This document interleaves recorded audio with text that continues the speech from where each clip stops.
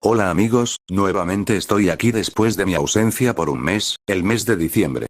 No estuve en ocio, estuve haciendo algunas cosas importantes a nivel personal y por otro lado también algunas que creo son trascendentes a nivel más amplio. Bueno, hoy hablaré de algo que ha venido pasando acá en Perú, las violentas protestas sociales a raíz de la salida de Pedro Castillo de la presidencia. Les contaré el origen de todo esto a nivel profundo, que no toca a la prensa nacional ni internacional. Como todos sabemos, él intentó hacer un golpe de estado de manera bastante deplorable, sin tener siquiera apoyo policial ni militar. Un par de horas después de su intento de golpe fue capturado. Patética situación. A partir de ese hecho, de su captura, es que en algunas zonas del país, se desataron manifestaciones, cada vez más violentas. Empezando por hacer paros en las carreteras principales, impidiendo el tránsito de vehículos. Alegando que Castillo había sido tomado reo de manera injusta. Hasta ahí todo bien, las protestas eran pacíficas, y aunque en mi opinión pedían cosas muy erradas, estaban en su derecho de manifestarse. Pero luego empiezan a ocurrir hechos más fuertes, mucho más violentos, subversivos. Como por ejemplo la quema de comisarías, de instituciones públicas donde habían registros públicos, el ingreso a empresas para quemar sus instalaciones como la empresa de leche Gloria en Arequipa, la toma de aeropuertos haciendo que estos dejen de operar, el derrumbamiento de torres de luz en un intento por dejar sin electricidad a pueblos enteros, el uso de armas hechizas y armas de fuego, e incluso el intento de tomar una central hidroeléctrica, lo que sí hubiera sido desastroso para mucho mayor número de personas. Como podemos ver, hace rato que las protestas dejaron de ser solamente eso, sino que ya se convirtieron en hechos delictivos, actos que atentan contra la propiedad pública y privada, y sobre todo que actúan y se mueven de manera bastante similar a cómo lo hacían grupos terroristas en el pasado. Sí amigos, estoy hablando de terrorismo con autoproclamada ideología marxista-leninista maoísta, es decir de izquierda totalmente radical que en los años 80 y parte de los 90 asoló especialmente cierta parte del país. Digo parte, ya veremos por qué más adelante. Los principales grupos terroristas de ese tiempo eran Sendero Luminoso y el MRTA. Asesinaron gente inocente, también policías, destruían torres de luz, etc. Todo, según ellos, como protesta contra lo que llamaban, el sistema capitalista. Irónica forma de, según ellos, defender al pueblo, asesinándolo, dejándolo sin luz y fomentando el terror. Estos grupos fueron derrotados militarmente al inicio de los 90, sin embargo ideológicamente sabemos que el marxismo siguió en la mentalidad de buena parte del país. Es por eso que ya en estos años 2000, 2010 en adelante se ha llegado al increíble extremo de que gente de estos grupos formen sus partidos políticos y postulen en las elecciones. Y ahora viene algo alucinante, hermanos. El partido de Pedro Castillo, el partido llamado Perú Libre, cuyo símbolo es el lápiz con fondo rojo, llegó al poder teniendo varias personas vinculadas a dichos grupos terroristas. Otro dato revelador es que ellos mismos, los de ese partido, dicen ser marxistas-leninistas. Como por ejemplo en este video el fundador y líder de ese partido, Vladimir Cerrón, lo declara abiertamente.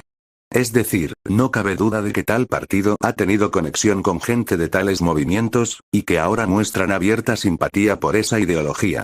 Entonces viene la pregunta, ¿qué relación guarda todo ello con las recientes manifestaciones violentas? Yo diría que mucha.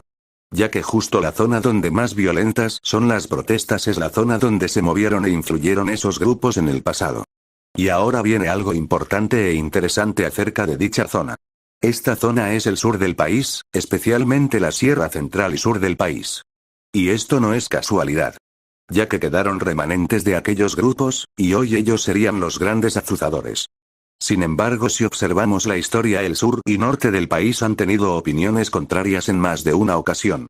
Por ejemplo, los simpatizantes a la corona de Castilla versus los incas de Vilcabamba en el siglo XVI. Los fieles a la corona española versus los rebeldes tupacamaristas y cataristas en el siglo XVIII.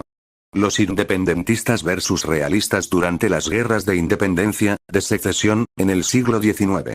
Los centralistas a Lima a favor de un Perú unido versus los confederados a favor de dos estados peruanos y uno boliviano, durante la Confederación Peruano-Boliviana.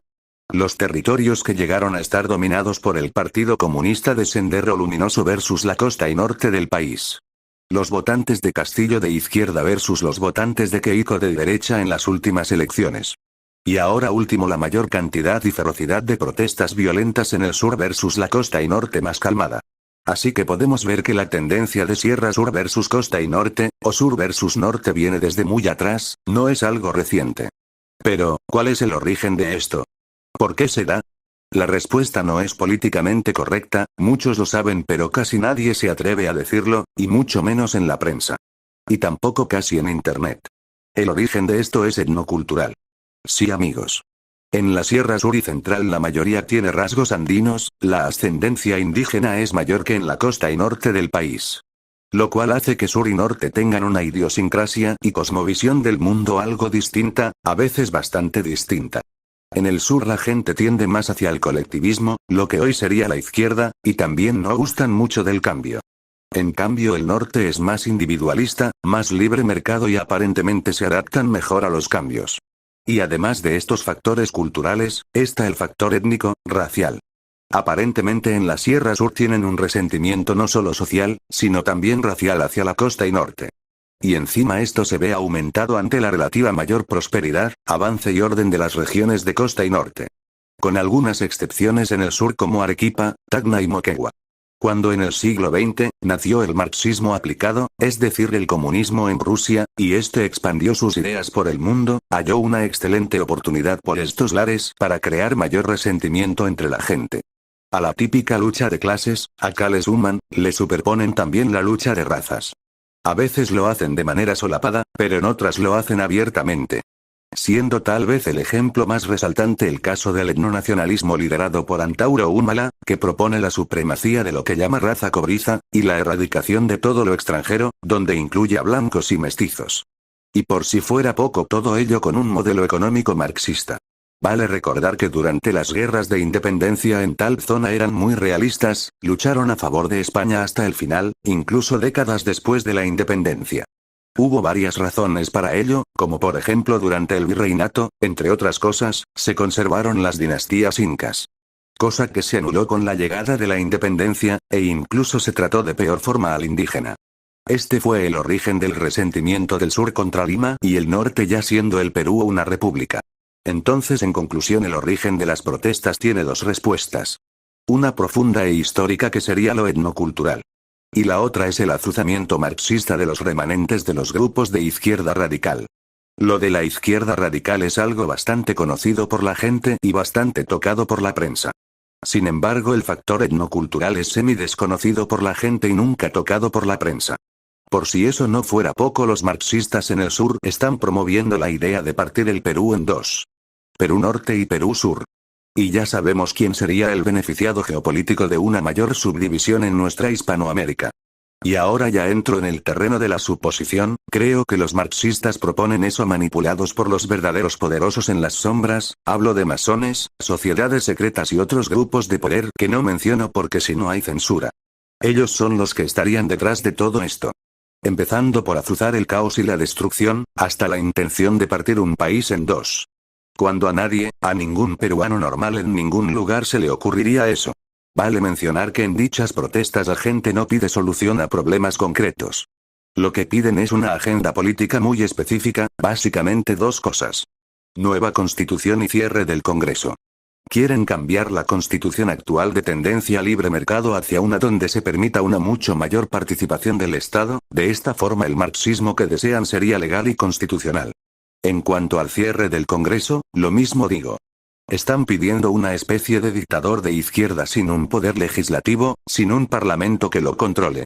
Estos dos pedidos son repetitivos en las marchas, entre personas que en su gran mayoría no saben ni lo que es marxismo, ni tampoco las consecuencias de su aplicación en los países a lo largo de la historia. Ahí se nota la gran manipulación demagógica que la izquierda radical ejerce en esa zona. ¿Ustedes qué opinan del caos, destrucción y división que genera el marxismo en nuestra Hispanoamérica? Me gustaría saber su opinión, y también sugerencias de solución. Bueno hermanos, espero les haya gustado el video. Comenten con libertad. Saludos.